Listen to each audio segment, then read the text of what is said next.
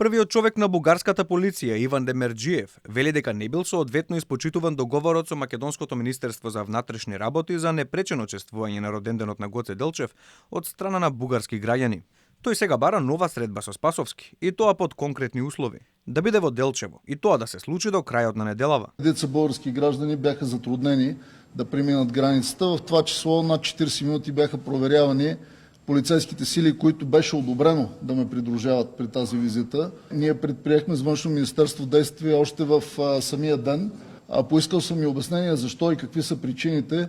И тъй като първата причина, която ми беше изтъкната, беше липсата на ток, днес придвижвам 3 генератора към 3 пункта, за да има ток.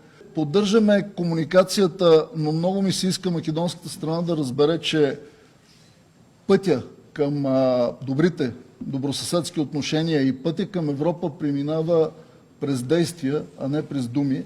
И действията трябва да съответстват на думите. За случувањата на граничниот премен Деве Бајр и непочитување на неодамна договореното во Скопје се судрија ставовите на бугарското и македонското министерство за надворешни работи. По реакцијата на официјална Софија, од кај назвела дека домашните институции се должни да ги превземат сите мерки за да се спречат провокации, тензии и инциденти кои може да ја загрозат националната безбедност.